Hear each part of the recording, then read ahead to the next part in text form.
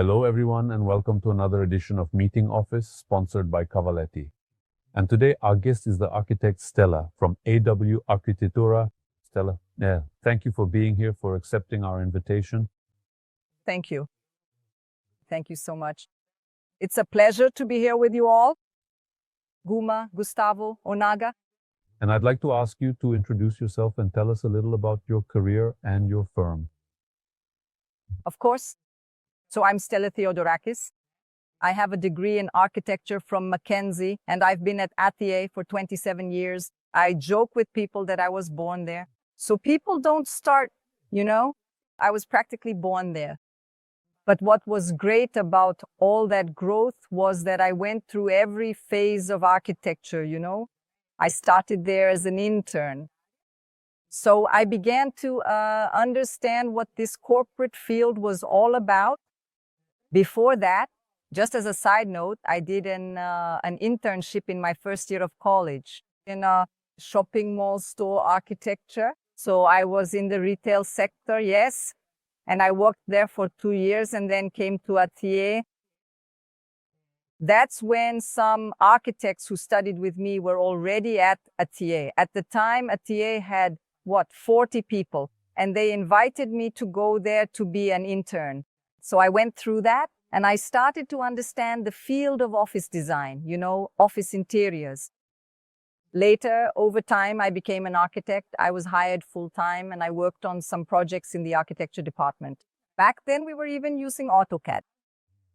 After I became a manager, there was no coordinator role. I went straight to manager. I managed a few architects. Then we started to incorporate Revit and we switched practically the entire firm's platform over to Revit. I learned it and I say today that I took a Revit course, but then from there, I became the director of architecture. And today I lead the entire architecture department at Athié Wohnrath.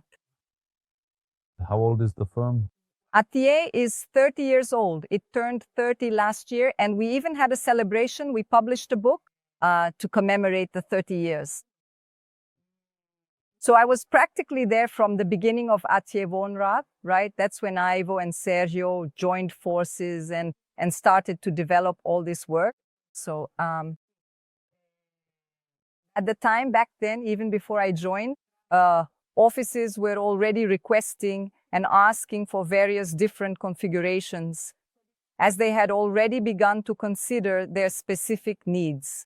Back then, you had furniture companies that had partitions. They sold high partitions, low partitions. It was that kind of office with L-shaped workstations, how to make it compact. The space was completely...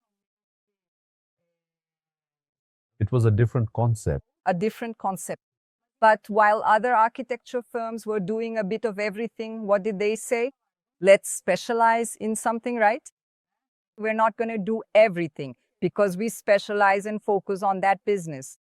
And so the focus was on office interiors. And that's where everything came from. Why not create a methodology, a process? So at Athié, everything that was developed was our own methodology, and that permeates to this day.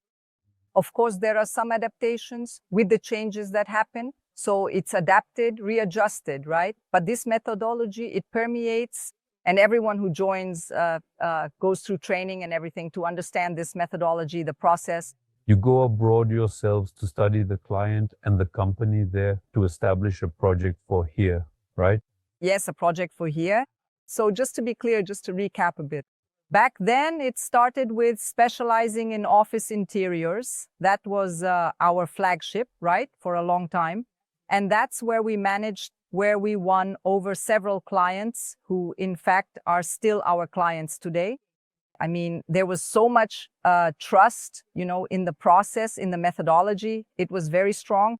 And at the time, selling a project that was based on a schedule, on a budget, which today everyone does, right? But back then, being based on a schedule, on a budget, where we'd sign a contract saying, I will deliver this on that deadline and on that budget, that was highly valued. And we gained, a lot of experience. It was a business model that didn't exist. It was a business model that didn't even exist. It started there in several companies. started to copy it, and we started to evolve and look for ways to innovate, right? And every year, I'll tell you, we have a committee where we get together and ask, what's the next innovation? What are we going to do? Always looking at the world, at the transformations, right? At the market. That's a practice we have internally to stay alert and innovate. Yes, yes. Innovate in everything, innovating in architecture, looking at, what companies are doing, what the current moment is like, the moment in history, Also looking at processes, not just innovating the product. Processes. Because with a 27-year journey, back then it was one concept, right? Today it's changed, and post-pandemic completely, a very radical change. Completely, yeah. And now it's changing again. So what are you perhaps at the forefront? Yeah. Creating, developing, designing, or maybe even conceptualizing? Well, what? Well, in the past, before the pandemic, companies, what did they want? Every square meter of that floor space was like essential. And the more people you could fit on that floor, the better, right? With very few collaborative areas, so much so that we'd see furniture companies, making workstations. And what was the concept behind workstations? How do you save space? So you went from those old L-shaped stations to platform stations, which saved space. So the more stations you could fit, the better. And that's what they wanted, looking very much at the space, physical space you were paying for. Now, after the pandemic, with the return, everyone went home. We all know they experienced a different reality in their own homes, right? When they came back, you had to attract those people back. And so everyone knows what was needed. It was about attracting people, making the space more human, bringing in all the well-being aspects. So fewer workstations because of remote work, There was a lot of remote work. Sometimes it was 4 days at home, 1 at the office, or 3 days at home, 2 at the office. That was the most. So we had to attract people to the office. So what did we add? What was important? Meeting areas, training areas, collaborative areas, meeting rooms, phone booths, so you could interact with the people who were at home and those who weren't. But the main focus was for people to meet and exchange culture, How are you going to identify with that culture? And they were reducing the spaces because they didn't need them. So those spaces that were left over were used for this kind of, they had to provide a sense of well-being, bring in a homey feeling, bring in biophilia, which we always talk about, to provide that well-being, that feeling of, I'm leaving my house, but I want to feel comfortable at the office. Today, that's changed a bit, People want employees back in the office. Today, it's a larger proportion. They'll go 3 days to the office, 2 at home, or even 4 at the office and 1 at home for some companies. And this also varies by area. I see it at T as well. There are areas of architecture that can still, by department, right? There are areas that have to be 100% in person. In a company, we also need to understand which departments have remote work and which don't. Sometimes directors, managers have to come back 100% while others don't. It also varies by segment. Banking, the legal field, law firms, technology. So that also varies. We even have a benchmark for how that works, to understand it. And today what they want to bring in is starting to become a hybrid of that. Because with the return, they want to bring back the workstations to fit more people, right? Because sometimes you have a day when everyone comes in, right? Everyone comes in. And what do you do when everyone comes in? So you have to accommodate everyone in the office. So increasing the number of workstations, but the food areas have also expanded. Food areas have become super valued because people today want to eat at the office. Before, they ate at home. Now it's, I don't want to go out to eat. I want to heat up my food. At T itself, we had to expand an area, the restaurant and food area, to be able to serve these people eating in the office. And that's also where you meet other people, right? Another socially. So these areas have grown a lot. Offices now, they have to have more hospitality, right? So where you find it continues, of course, with well-being, relationship areas, that human side. But, you have to feel comfortable, but, as if you were in a hotel. You feel good when you go on a trip. You say, wow, it's so nice to be here, right?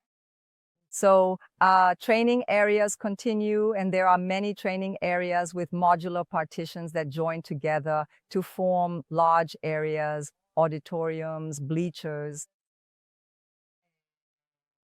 Studios have remained. Right after the pandemic until today, everyone wants to implement studios in the office. That area for podcasts, interviews, all of them. Colorful beanbag chair, ping pong table, slide. I'll speak a little while has passed. Ping pong, a slide.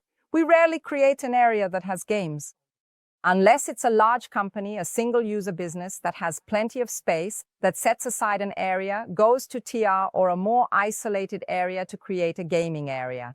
But today, it has become much less so. Let me tell you, it's been a long time since someone requested a slide. Also much less. Stella, does the client know what he wants or not? You have to guide him towards a correct answer in order to be more assertive. It depends. We have clients who say, wow, we've never received such a complete briefing like the one you're giving, that you already have a complete briefing in your head. And that's fantastic that we have there. Now, most people don't have it, but we have a series of methodologies, processes that we use to try to correctly capture this information. This is very important because sometimes you speak, you don't explain it properly. They say, I want this, but they don't know exactly what it is. We end up showing it through numbers, through benchmarks in that sector. So you have a telecom company. What do you use most? What do they have, and do they work or not? And we start exploring. We have a series of questionnaires, workshops that we do and everything that allows us to gather this information. So I'll tell you, most don't have this complete briefing. Those who do have it are rare, but sometimes they do. But we can help by offering it. New areas that they hadn't thought of. And why not this? It doesn't improve our functionality or our productivity, but it's good for the process. Now, you've talked a lot about colorful beanbag chairs and these collaborative spaces. What I also see are very open collaborative areas close to the work areas. This is also a bit bothersome now, having these two areas. So they are very welcome, but we need to have a kind of isolation to isolate this area of focus. And who do you usually talk to?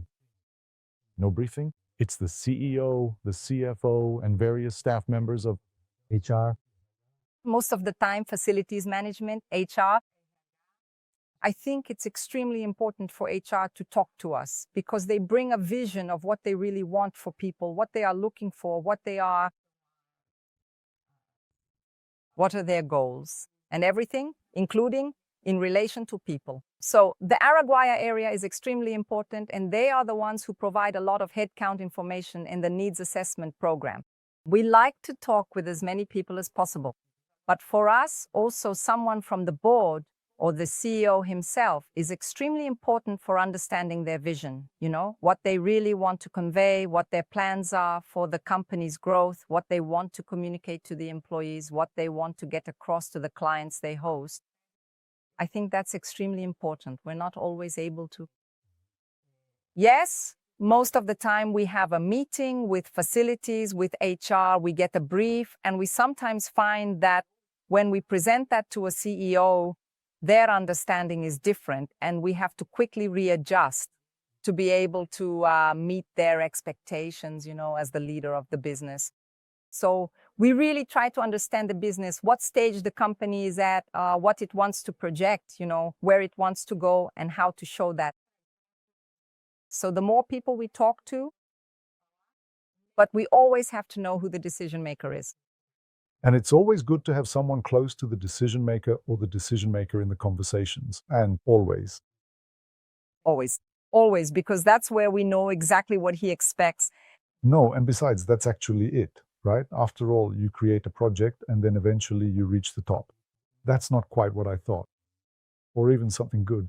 That wasn't exactly what I expected, but it turned out better than I anticipated. It turned out better than I thought. Yeah, They have big plans, right? They were carried out during...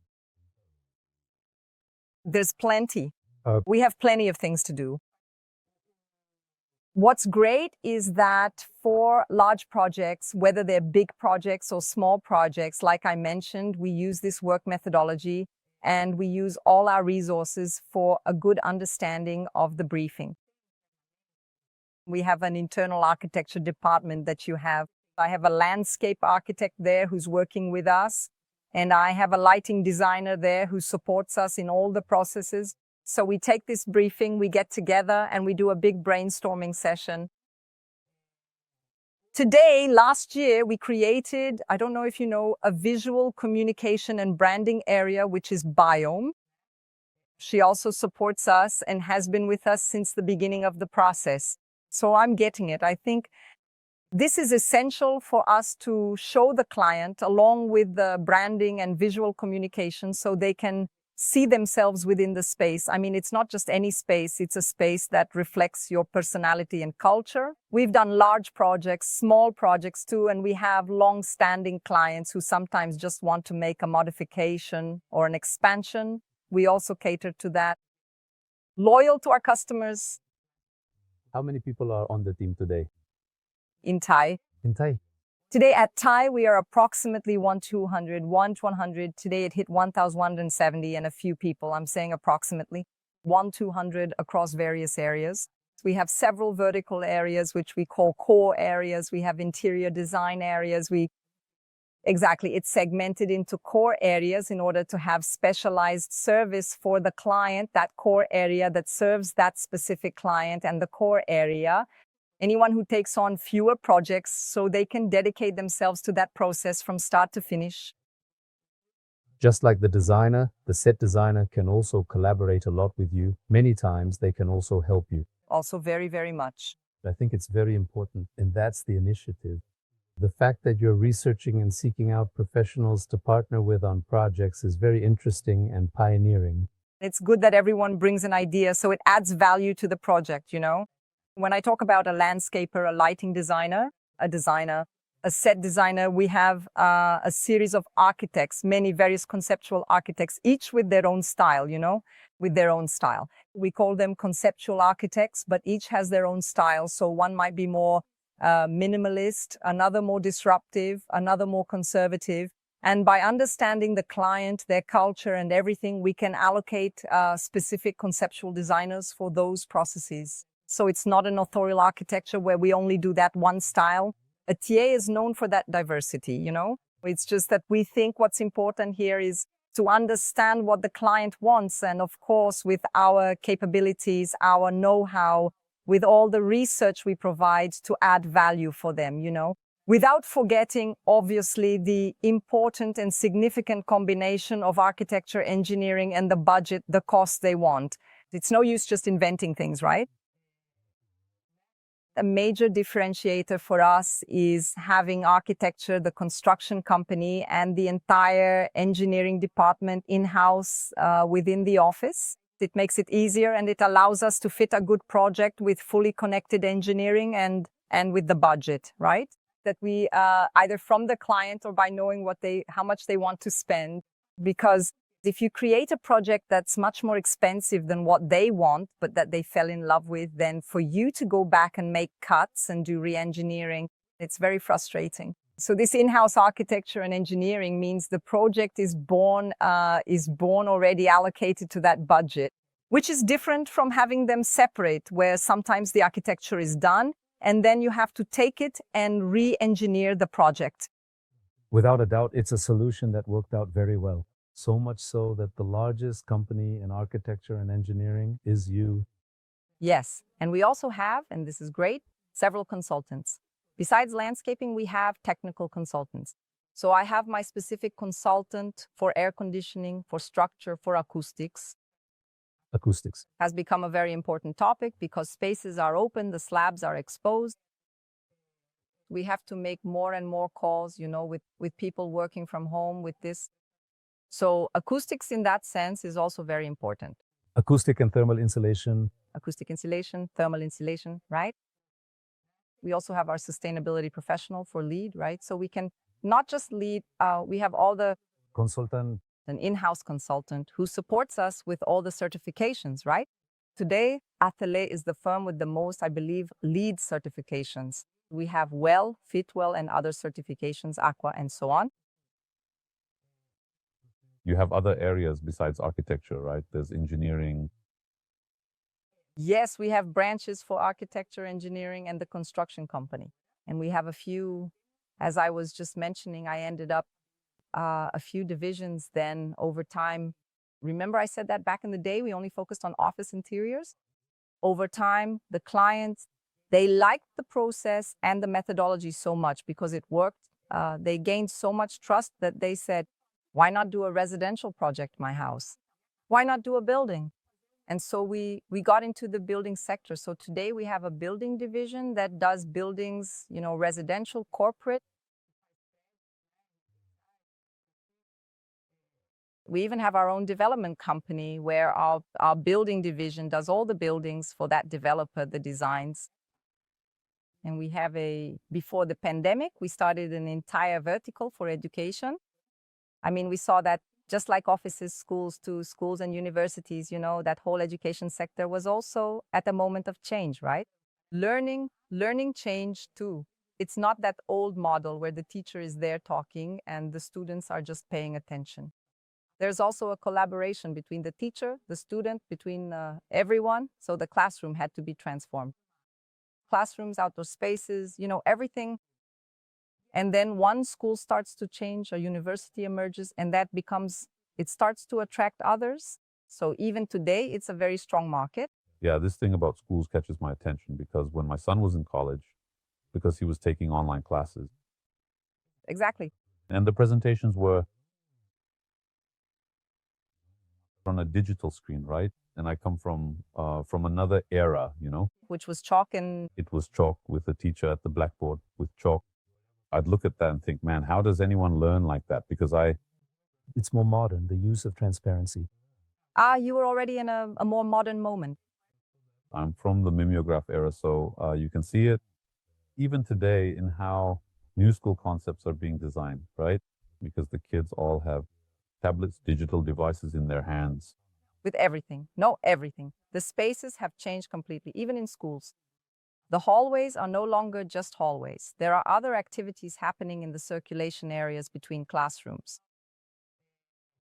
And so we created this nucleus just for education, which also does a great deal of research, researching abroad what's happening in schools, right? To bring that here. Of course, just like with different office segments, there are also schools with different methodologies. So there are methodologies. We need to understand each one in order to design the spaces, right? The architecture of education is growing significantly. A lot. Because it was very outdated, right? A school was it was a very retrograde, very outdated type of construction. In the hospitality sector, do you do work there as well? So we've also started to get into that, the hospitality sector. We have a very large project right now being implemented in Rio, also in the hospitality sector. And yes, we are getting into the interiors part, right? And the common areas for hotels. And also, especially in the construction part too. The construction too. For interiors and retrofitting. We also have a large retrofitting division. With retrofitting, what we saw was a need. Those who do interiors sometimes miss the mark on things in exterior areas. Retrofitting is different, right? The technique is different. You have to have specialized knowledge. So we put together a nucleus just for retrofitting that has specialized knowledge, basically on both sides, both in interiors and in the building area in renovations. And today it's a nucleus with a lot of projects in development and high demand to develop. So we are also evolving in that area of engineering, construction. That whole retrofitting area has a very high demand. Downtown São Paulo is going to go through a big retrofit, isn't it? It's going to go through a big retrofit, yes. Downtown São Paulo too. And are you also getting ready to meet that increasing demand as well too? We handle various demands. I don't know exactly if we're going to meet the demand, for the revitalization of downtown São Paulo and that retrofit area, but we also take on warehouses, for instance. An example of that was Mercado Libre, where we did the entire implementation. At the time, it was a warehouse. We did the whole implementation, the retrofit, the core and shell, to transform it into an office. We did all the interiors to house over 2,000 employees. And today, we're doing the expansion. You're doing the expansion, right? We're doing the expansion for the construction of a new building and an expansion for another 800 employees. I guess it's also preparation for Black Friday, right? Yes, everything has to be ready quickly, right? But Yeah. Yeah. And then there's us, right? Yeah. Yeah. I ended up visiting Mercado Libre to get an idea of the logistics, what it's like inside. it's a whole world in there, isn't it? It's a world, yeah. Yeah, actually, it's almost a city, isn't it? So it's like a first world country. That. Yeah, it's a city. Now tell me something, because there are almost 1,200 people, right? How do you handle that? Management. Management, integration, conflicts, right? I'll tell you, it's not easy. No, it's not. It's not easy, but I will say we have very good senior skilled professionals. I'm actually proud to say it because we've developed them a lot. I mean, we have, as I mentioned to you, the W Academy. There's a series of trainings we provide. They're weekly trainings, whether in the area of architecture, engineering, construction, how to engage with our methodology projects and with the concepts of architecture and construction. We also developed some ITs, technical instructions, to know how we're going to build each thing. So all these processes, this helps a lot in getting everyone on the same page, aligned with the same process. And of course, we have regular weekly alignment meetings so that we can also to include people in the process, such as in order to keep them actively engaged and involved throughout the process, and also using the same methodology in the same rhythm as everyone else. Both the architecture and the consulting. We talk a lot. The architecture firm does the work. The construction company is very aligned. It's a very collaborative effort. So even if we have to make some modifications, the construction company never does it without first aligning with the architecture, because I, who look at all the projects, strongly advocate that the project not be distorted from what was conceptualized at the beginning of the project. I'm always on your case. Well, if we need to think of something and show the client how we're going to do it so that I don't lose that concept. And we try to preserve the concept from beginning to end. It's because You've carefully weeded out several of your most vocal critics. from various cores, exactly, it will give architecture. So you end up looking at it with a general pattern. So how are we going to design? How are we going to make it more efficient and effective in the production of drawings? Today, we use technology and innovation extensively to make designs and processes more efficient. So in the drawing, we have a way of doing things, a technique, a way of building them. Certain families, objects, or processes that become faster and lead to greater productivity. So we look into that. It's funny that I'm an architect, but we have to look at everything, not just the architecture, but the whole process, the whole cycle, the strategy, and make the project beautiful, but at the same time efficient. The gym you mentioned, just to clarify, is it situated inside the office? Internally. No, not internally. It's a debate about which topics we're going to have. There are fixed topics, right, that we talk about, fixed topics, even regarding procedures, topics like air conditioning, etc. How are the air conditioning systems, the electrical system, the same thing, acoustics, accessibility. So what are the accessibility standards, the main standards, and how are they being updated? So how are they? And we have a training schedule, and we are constantly training. And a core. Who exactly takes care of that, just out of curiosity? No, the entire company handles the training, and it's common practice for the whole company. So they go there and they watch, and then all the departments watch the training in their specific areas. So this is a process of people development that's very big, They end up leaving. The return on investment is very good. Because at the same time that it aligns with the technique with architecture, it also aligns with the processes and methodology. As I say, the people who join Athié, we select the best professionals, but they also have to understand the methodology, the process in order to operate. Operate? Yeah, I picked up on a few words you said: technology, innovation, and disruptive, right? When we say those three words, we usually associate them with startups, right? Do you do any work with startups? Do you approach them to get some ideas or foster some for this area? Yes, look, we do work with startups, and we have an internal innovation group that is constantly in contact, with these startups, and also looking out at the world for innovation. What can we take and apply internally again to look at process efficiency? Because, innovation, technology, it's about making the process more efficient. How do we bring that into the office? So we have this committee, which we call the Innovation Committee, that's tuned into all the changes and all the apps and everything in the market. And we end up developing things internally, internal applications for project control, construction control, Supplier control? process control. There are some that we end up implementing and creating ourselves. In addition to sharing with other, companies. So it's a huge development where we try to always be ahead of the curve to be able to improve, the process, mainly to improve the process. I can say that this is an academy. Also, it's also as well an academy. Yeah, no, because I think that at the size, and the scale of the projects, you really have to always be updating the team on this, because you don't just get someone. Even if you bring in a qualified professional, they will always have to undergo improvements in that, adapt to some part of the process, right?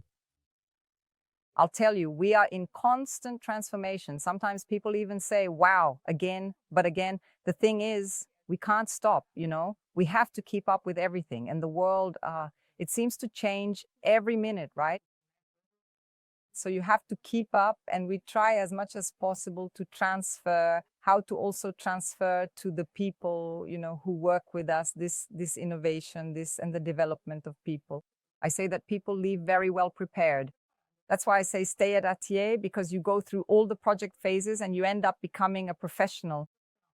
One very good thing, and I'm speaking now for Athié's employees, is that there's a very good career plan. So many people there, like me, an architect, becomes a manager, professionals become directors. So I'm proud to say that we have very competent employees, professionals, and seniors. And even those who join are trained to one day become that, right? And it's hard to retain these talents within the company for a long time.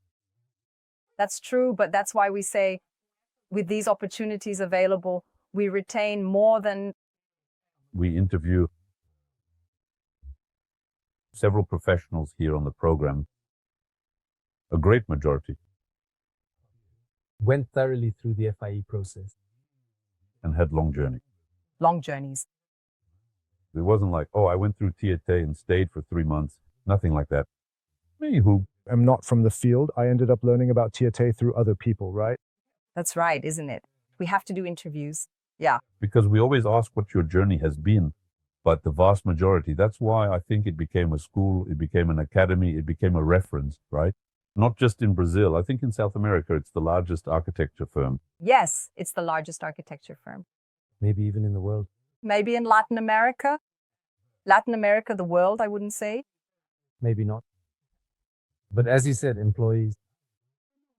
Not just because of the sheer number of dedicated employees, but I truly think combining the impressive size of the office, the significant projects, and the entire comprehensive package, it's quite remarkable. Today we say we've covered more than 32 million square meters. And a market share, which I'm proud to mention because we do surveys every month, right? We have a market share of about 53%, over 50%. We say that for every 2 offices, at least one is CHE. I can say That the second largest architecture firm in Brazil, in my opinion, doesn't have more than 80 employees. Yeah. exactly. So it's a big challenge, but I think there's really strong management behind it with a solid process. and we're constantly developing, keeping an eye on everything. It's also important to mention this year, because a lot of people talk about ESG saying they're working on it without really knowing much or talking much about it. And we're digging deeper into it. Of course, we're still in the early stages, but we're starting out with a really strong approach. Strong as well with the ESG committee within the firm, a very strong approach, looking at all these aspects, right? So on the environmental side, waste management, both within the office where we have data and spreadsheets, and on construction sites, right? Dumpster control and everything you already look at and say, we're actually doing something. It's not just about saying you're aligned for the sake of it, right? With the ESG context. So we have this very strongly indeed, an approach even with suppliers and even with percentage data to. I think the client themselves also demands this from you, right? They do, but that's what I'm saying. Some companies say they have this, but they don't actually develop it, you know? So, of course, we're still in the early stages. Some do require it, but we're firmly pursuing this to have data, and we already do. We've developed quite a lot since the beginning of the year. Governance as well, compliance with all the internal rules and everything, with the social aspect, occupational safety. This is very strong. This is really strong. There's a whole department just focused on health and safety, with data, with complete control. And also this year, we consolidated the AW Institute. We have the AW Institute, and not many people know this, but it's focused solely on education for underprivileged children. We have this year. Last year? So last year, we took care of 150 children. This year, the goal was 300, and we reached 300. What do? We have the Institute. We support 2 NGOs, so underprivileged children, usually in after-school programs, and we provide full support for these children, sponsoring classes, art classes, music classes, helping with renovations at the location, donating computers and so on to these NGOs, and also through social projects using incentive laws and such. So at the Institute, we run several internal campaigns to support our employees. They are volunteers, some help a lot. We want this to keep growing more and more so we can help even further. It's important for us to give back to society. That's what I was saying, giving back to society. Not to mention that volunteering is also, when the company, it also helps significantly with employee retention in the long run. Exactly, right? Because you get engaged. Right. And speaking of employees and of learning, I imagine you're not afraid of losing talent, because worse than losing talent is losing the ability to develop it, right? Yes. I think that's part of it. And what about the young talent that's coming in to work with you? How are you seeing that? Well, I'll tell you, with young talent, you have to understand their mindset a bit, right? Because sometimes they come in and some of them want to become directors overnight. Others don't want that much engagement. It's a big challenge. But again, I think that it starts with, you notice a sort of fantasy, a desire in all of them. So you see, we get a lot of university students who want to visit, and they're all enchanted, with our office, with everything. And they want to be there, We see a lot of people who want to be there. Of course, we have a process, an HR process with tests, with interviews. We have that for approval. When they start, it's difficult to, get them engaged at first, but then many of them come in with fire in their eyes, wanting to develop and wanting to learn. So especially with all the development and processes we offer, I'd say that many of them get, excited to be there and want to develop. So we're able to really engage a lot of these professionals. It's not easy, again, because they're demanding, they want things, right? They want to know what's next and how to grow. They need a lot of, and this is important, a lot of feedback. The feedback is constant. So we have that too, HR development with feedback policies and all that. You might think, wow, an architecture firm, but there's no way around it. We need people, right? They're people, and they want to hear it. It doesn't have to be a specific feedback moment. It can be anytime I'm with you and can give you some feedback, talk about how you're developing and all that. So there are many people, I can even praise them, who collaborate and help, When a professional starts, they have a mentor, right? We tell them, you've just started, you need to have a mentor by your side, someone to support you at least for the first 3 months, because it's not easy. When you get there, you think, now what? You open the system and the system, I joke, it's like you think, I don't understand the system. People say, wow, I thought I was a super professional, but I don't understand this system at all. Don't worry, you'll learn. We give all the support you need to learn the system. 6 months later, they want to be a director. But I'll tell you, for those with potential, we say, of course not a director, but why not keep growing, become a senior architect, a junior, then a manager. And we really do look at their potential, yes. But I think it's a huge challenge for you to coordinate, to supervise the work of 200-something architects. It is difficult, but again, it's very difficult. Why? Because that's why we also have directors for each unit, right? They have their supervision, the managers have their supervision. Each one has their role, right, to coordinate that work, their team.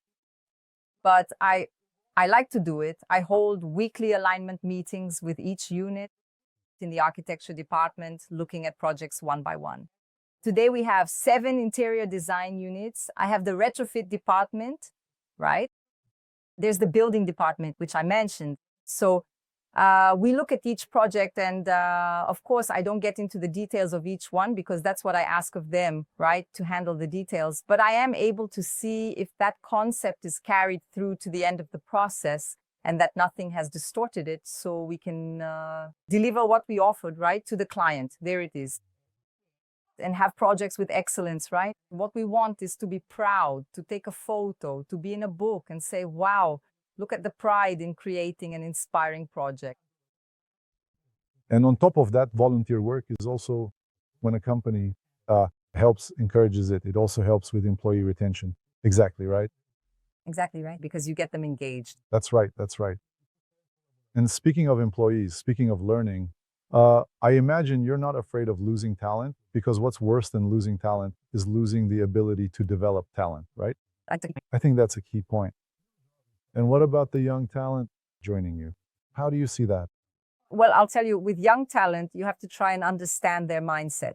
Sometimes they come in and some of them want to become directors overnight, while others don't want that much engagement. It's a huge challenge. But again, I think that you see this, this dream, this desire in all of them. So you see, we get a lot of university students who want to visit, and they're just amazed, by our office, by everything, and they want to be a part of it. We see a lot of people who want to be a part of it. Of course, we have a process, an HR process with tests and interviews that we use for the approval. When they join, it's difficult to, get them engaged at first. But the thing is, many of them come in with that fire in their eyes, wanting to grow and wanting to learn. So especially with all the development and processes we offer, I'd say that many of them get really excited to be there and want to grow. So we manage to engage a lot of these professionals. It's not easy, again, because they are demanding. They want things, right? They want to know how to grow. They need, and this is important, a lot of feedback. A lot of feedback. Feedback is needed every minute. So we have that too. HR development with feedback policies and everything. You might think, wow, an architecture firm, but there's just no way around it. We need it for their people, and they want to hear it. It doesn't have to be a specific feedback moment. It can be anytime I'm with you and I can give you feedback, tell you how you're developing and all that. So there are many people, I can even praise them, who collaborate, who help. A professional who joins has a mentor, right? We say, you who just joined need to have a mentor beside you to support you at least for the first 3 months, right? Because it's not easy. You get there and you think, now what? You open the system and the system, I joke. It's like, you think, I don't understand the system.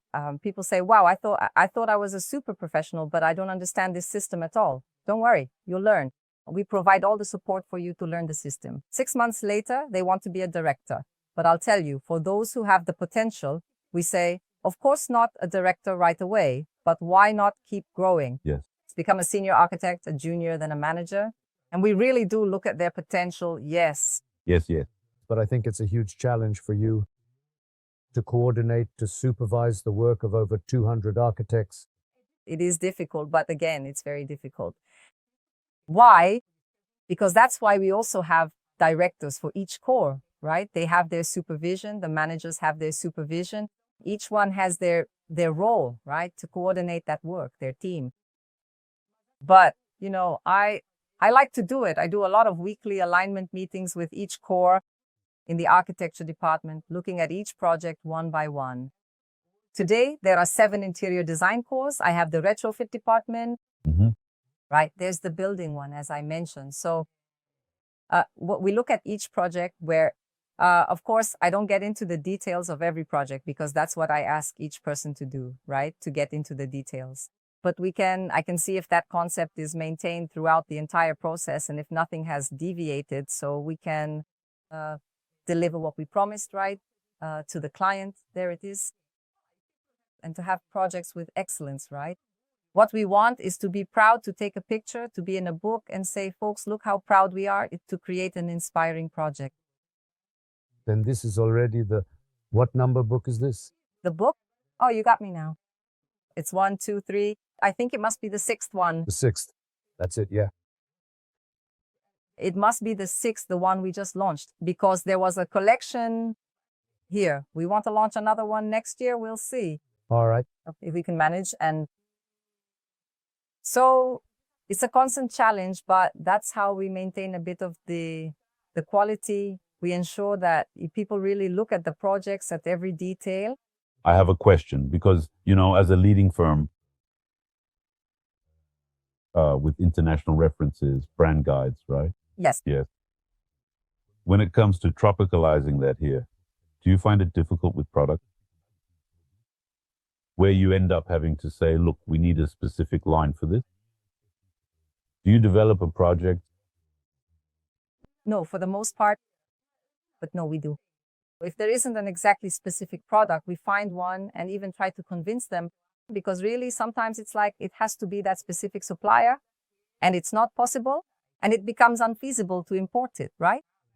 The self-supporting partition system that you see at the trade fairs, but then you say, and here, right? Where is it? Those booths, not the small ones, but the large rooms that you say this won't work, but we can tropicalize it in other ways. They end up developing or accepting what's available abroad, saying, I don't have to make it. Often they also see the price difference between importing and what would be for what we have available here. And I think we already have a lot of things, some things still don't have, right? A lot of quality in coatings, finishes that you find there, and here you say, where is it? It's not here. Any particular places you usually visit? In Germany, Chicago. Well, Germany, Chicago, we always go to those. No, I haven't been to the one in Milan yet, which I think is more about design, something more specific. But there are people who go, you know, and bring us all this information, references.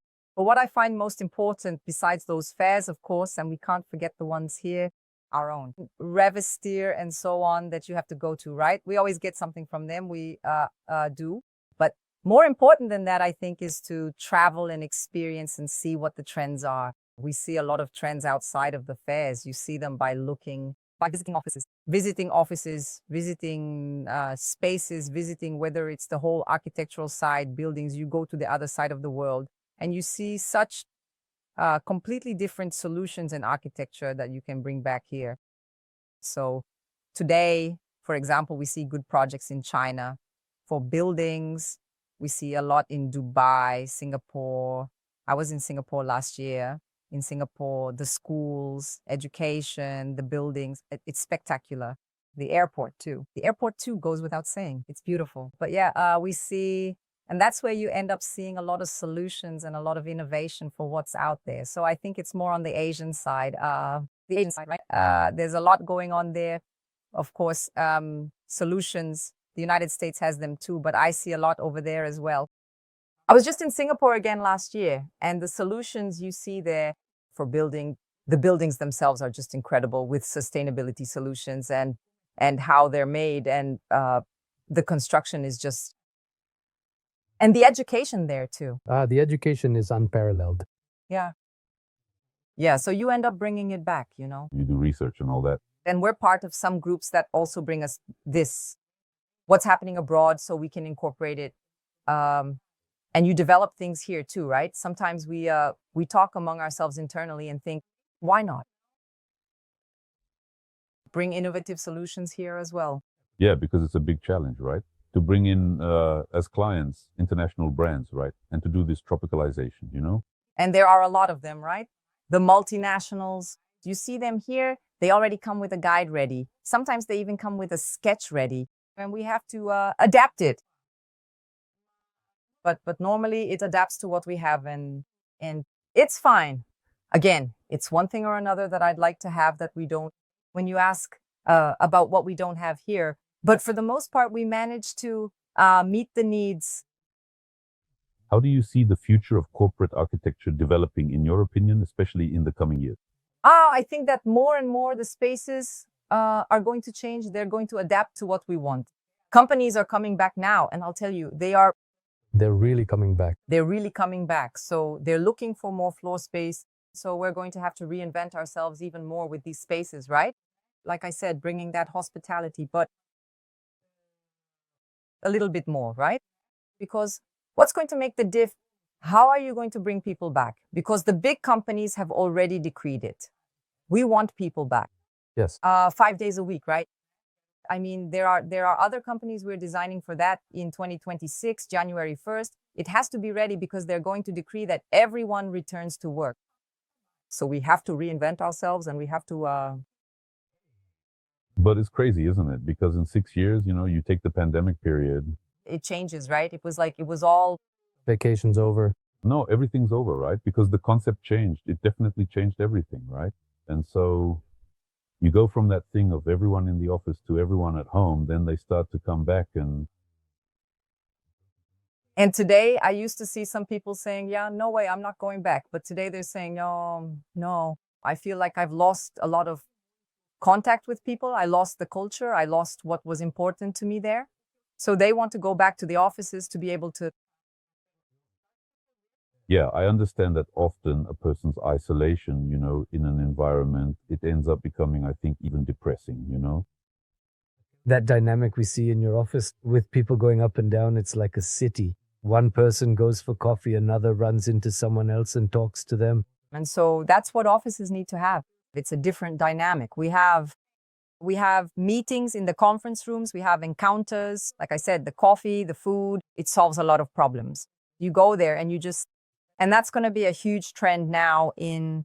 Well, because we can't predict, you know, and say that in 5 years it'll stay this way. As you can see, you saw it indeed in just a short period of time. We had 2 transformations. Everything changed completely. Yeah. Completely. What we're going to have, of course, is more and more. We already have it, but even more so, improving acoustic solutions, technology. The air quality. Air quality.